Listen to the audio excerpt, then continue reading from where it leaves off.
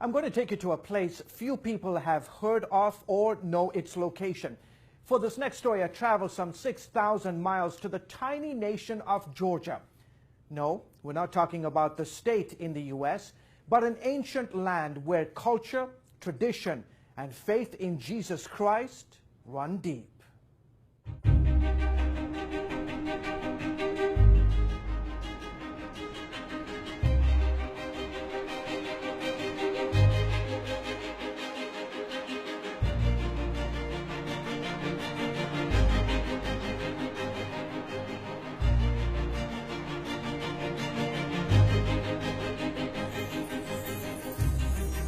It was famed novelist John Steinbeck who, while traveling through the Soviet Union in 1947, referred to this land as a kind of second heaven. And it's easy to see why. Once part of the Communist Empire and often called the Riviera of the Soviet Union, the Republic of Georgia nestles between the Caucasus Mountains and the Black Sea. Turkey and Armenia flank its southern border. Azerbaijan is to the east, Russia to the north. Levan Vazadze is a Georgian businessman. I come from a very ancient, perhaps one of the most ancient cultures in the world. An ancient place where people speak a language that's over 2,000 years old. Ethnographer Luasab Togonitse says his is a country that has also witnessed its fair share of turmoil. Georgians go through a lot. Because of the geographical location, many armies, invaders would pass this way. History here is measured in millennia, not centuries. And throughout the ages, your country has been the playground for numerous empires. The Ottomans, the Persians, the Greeks, the Byzantine Empire, the Romans, the Mongols, the Russians. In the capital city of Tbilisi, the ancient and modern mix seamlessly to create a beautiful portrait of Georgia's rich culture and traditions. One of the best ways to take in the sights and sounds of Tbilisi is to take one of these trolleys up the mountain.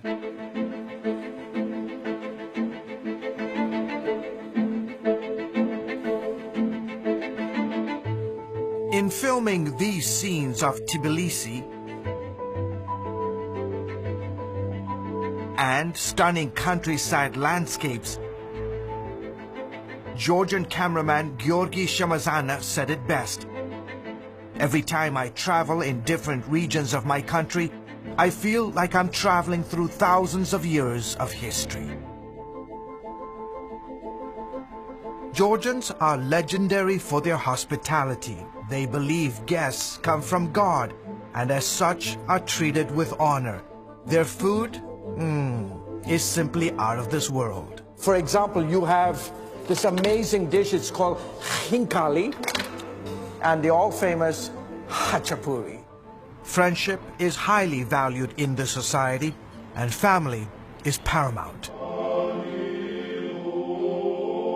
But if there is one thing many Georgians cherish most, it is their faith. Vasadze says Christianity, above all else, has protected and preserved his nation. The reason Georgia remained what it is, because our nation has a profound feeling of responsibility to holding on to the eternal features of our national character, which by all means are rooted in the Christian culture. Georgia is one of the oldest Christian countries in the world. Its Christian heritage can be traced here to the small town of Mshketa. It was around 326 AD when a woman evangelist named Nino started preaching the gospel here. And where these two rivers meet, two main rivers of Georgia, there was a big baptism. And it's considered to be second Jerusalem for Georgians. It's a holy place. Christianity spread to the rest of the country and in about 10 years became the state religion. 5 crosses symbolizing Christianity's influence adorn the Georgia national flag. Dating back to the 4th century, the church has played a significant role in the society. In fact, about 80% of Georgians say they belong to the Orthodox Church. Georgians have always had to defend their faith, even to the last drop of blood. Iona Gamrekeli is a prominent leader in the Georgian Orthodox Church. He says over the centuries, many Christians became martyrs for refusing to renounce their faith. In 1226 alone, Muslim invaders beheaded more than 100,000 Georgian Christians. There have been numerous attempts by invading armies to force us to give up our faith, but we never back down. Ellen Kavlelashvili is curator at Georgia's National Museum. She has in her collection priceless manuscripts, rare Bibles, and other historical artifacts documenting Georgia's Christian heritage. Today, the role of Christianity is even more significant as we face new challenges. Kavlelashvili believes her country today stands at a crossroads, with the countries of Central Asia, Russia, Europe, and the Middle East all vying for cultural and religious influence.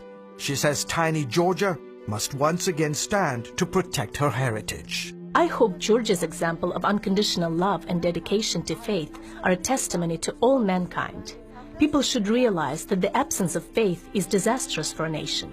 Christianity is how we survived in the past, and it's how we will survive in the future. George Thomas, CBN News in Tbilisi, the Republic of Georgia.